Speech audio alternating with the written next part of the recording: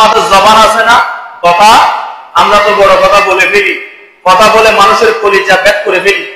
মুমিনের জবান কত দামি জানেন? শ্রেষ্ঠ হওয়ার কারণে উম্মতের, আমার নবীর উম্মতের জবান যে কিয়ামতের ময়দান কায়েম হবে, এখানে আমাদের সংখ্যা বেশি থাকবে। ওখানে আমার রসুলের মর্যাদা আল্লাহ বুঝিয়ে দেবে। অন্য নবী আলাইহিস সালামের উম্মতদেরকে আল্লাহ জিজ্ঞেস করবে, অন্য নবী আলাইহিস সালামের উম্মতদেরকে জিজ্ঞেস করবে, তোমাদের কাছে নবী দেওয়া হয়েছে, নূহ আলাইহিস সালামকে দেওয়া হয়েছে, ঈসা আলাইহিস সালামকে দেওয়া হয়েছে, মুসা নবীকে দেওয়া হয়েছে, কিন্তু তোমরা মুমিন হও নাই, ঈমানদার হও নাই, কারণ কি? তখন তারা ওখানে বেঈমানগুলো ওখানে নবীদেরকে মিথ্যা বলবে, বলবে যে আমাদের কাছে ঈমানের দাওয়াত পৌঁছে নাই। জোরে বলেন না নাউজুবিল্লাহ। আল্লাহ নবীদেরকে আল্লাহ পাকড়া করবেন, জিজ্ঞেস করবেন, এর তোমাকে 900 বছর 1000 বছর হায়াত দিয়েছি, তোমার উম্মতগুলো কই? ওটা কিয়ামতের মাঠ তো ভরপুর হয়েছে আমার নবী খাতামুল আম্বিয়ার উম্মত দ্বারা। জোরে বলেন না সুবহানাল্লাহ। তখন নূহ আলাইহিস সালাম বলবেন, আল্লাহ আমি এদেরকে দ্বীনের দাওয়াত দিয়েছি, কিন্তু তারা আমার ডাকে ঈমান আনে নাই। তখন নূহ আলাইহিস সালামের অভিযোগ, আল্লাহ কি করবেন? এদেরকে জিজ্ঞেস করবেন। এরা বলবে না না, নূহ আলাইহিস সালাম দাওয়াত দেয় নাই। তখন নূহ আলাইহিস সালাম বলবেন, আমার পক্ষে সাক্ষী আছে। বলবে যে সাক্ষী কারা? শেষ জামানার নবীর উম্মত, কিয়ামত পর্যন্ত যারা আসবে, আমাদেরকে নূহ আলাইহিস সালাম সাক্ষী হিসাবে উপস্থাপন করবেন আল্লাহ দরবারে। জোরে বলেন সুবহানাল্লাহ। নবীর পক্ষে সাক্ষী হবেন, যে খুশি হন নাই বোধহয় নবীর পক্ষে। তখন আমাদেরকে জিজ্ঞেস করা হবে, তোমরা কি সাক্ষী? আমরা বলবো হ্যাঁ। কিভাবে?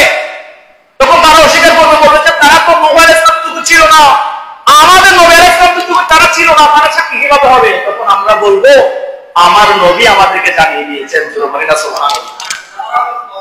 সাক্ষী, আমাদের জবানের সাক্ষীর গুরুত্ব আছে না নাই? সাক্ষী জবান দিয়ে মিথ্যা সাক্ষী দিলে কুনতুম খায়রা উম্মাতি, এই মর্যাদাটা হারিয়ে ফেলছি। এই জবানের মর্যাদা আছে, তো ওই সাক্ষীর কারণে অন্যান্য নবী আলাইহিস সালামের উম্মতের পক্ষে, নবীর পক্ষে আমাদের জবানের মূল্যায়ন হবে, আমাদের মর্যাদা। শুধু তাই নয়, হাদিস শরীফের মধ্যে আছে মুমিনের জবান কত দামি। আল্লাহ রাসূলের সামনে দিয়ে একটা জানাজা গেল, সাহাবায়ে কেরাম প্রশংসা করলেন মৃত ব্যক্তি। আল্লাহ রাসূল বললেন ওয়াজাবা। দেখেন আমাদের জবানের সাক্ষীর গুরুত্ব কতটুকু। আর একটা জানাজা গেলেন, এরা বললেন মানুষটা ভালো ছিল না, বেনামাজি ছিল, এরকম ছিল, এরকম ছিল। আল্লাহ রাসূল তাও বললেন ওয়াজাবা। সাহাবায়ে কেরাম জিজ্ঞেস করলেন, ইয়া রাসূলুল্লাহ, রেফারেন্স দিন আছে, বলতে হলো সময় দরকার, সংক্ষেপে বলছি। ইয়া রাসূলুল্লাহ, আপনি ওয়াজাবাত বলার কারণ কি? আমার নবী বললেন, ও সাহাবীরা, তোমাদের যে শ্রেষ্ঠ জাতি, তোমাদের জবান দিয়ে যাকে তোমরা ভালো বলেছো, আল্লাহ তোমাদের জবানের সাক্ষীর কারণে ওই ব্যক্তির জন্য জান্নাত ওয়াজিব করে দিয়েছেন। সুবহানাল্লাহ। সেজন্য মানুষ মরে গেলে এই মানুষটা কেমন ছিল? ভালো ছিল, 3 বার করে বলবেন, হাদিস মওজুদ আছে। তখন দ্বিতীয়বার ওয়াজিবাত বললেন কেন? বলে যে যখন তোমরা ওই মানুষের সমালোচনা করেছো, তার জন্য আল্লাহ তোমাদের জবান এত আল্লাহ দরবারে দামি, সাক্ষী এত দামি, উম্মত হিসাবে ওই জবানের সাক্ষীর কারণে ওই ব্যক্তিকে জাহান্নামী হিসাবে কবুল করে যে। জোরে বলি আলহামদুলিল্লাহ। তাহলে এখন মরে গেলে, কালকে আমাদের বাড়ির পাশে একজন মানুষ মারা গেছে, একজন ভাই বলতেছে ওনাকে ভালো বলছেন, উনি তো বেনামাজি ছিল। কিরে ভাই, উনি বেনামাজি ছিল যিনি, উনি উত্তম সৎকা পরিবারের জন্য খরচ করে যেত, মাকে 5 টাকার পান খাওয়াইছে, তো মুরব্বীকে সালাম দিয়েছে, তো জীবনে এমন কোন মানুষ নাই জীবনে একটা ভালো কাজ করে নাই যে। কিরে ভাই, মদ দিয়ে ভালো কাজ করে না? ঈমান আছে কিনা দেখতে হবে। ঈমান নিয়ে যখন মাকে 5 টাকার সানাবুট খাওয়াইছে, এটা ভালো কাজ। কি বলেন?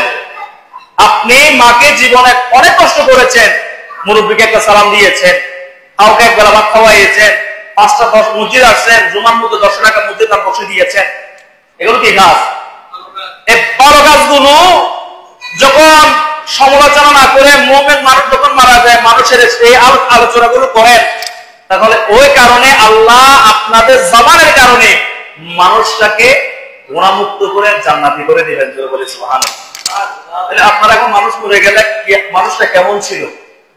অসংখ্য হাদিস আছে, ইনশাআল্লাহ সময় সুযোগে জুমাতে আলোচনা করব। তাহলে মুমিনের সাক্ষী, মুমিনের মর্যাদা বেশি না কম? জবানের মর্যাদা আছে এবং আমাদের মর্যাদা আল্লাহ পাক দিয়েছেন। হাদিস শরীফ সহিহ হাদিস, আমার রাসূল বলেন আমার উম্মত আরো একটা কারণে শ্রেষ্ঠ, সেটা হচ্ছে সুফুফানা কাসুফুল মালায়েকা।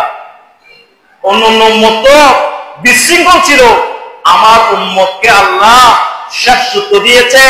তারা যখন নামাজের মধ্যে দাঁড়ায় ফেরেশতাদের মতো কাতারবদ্ধ হয়ে কাঁধে কাঁধ মিলিয়ে শৃঙ্খলা বজায় রেখে ডিসিপ্লিন মেনটেন করে তখন ফেরেশতাদের মতো তারা নামাজে দাঁড়ায়। এই দাঁড়ানোটা হচ্ছে আমার উম্মতের অন্যতম শ্রেষ্ঠতার পরিচয়। জোরে বলি সুবহানাল্লাহ।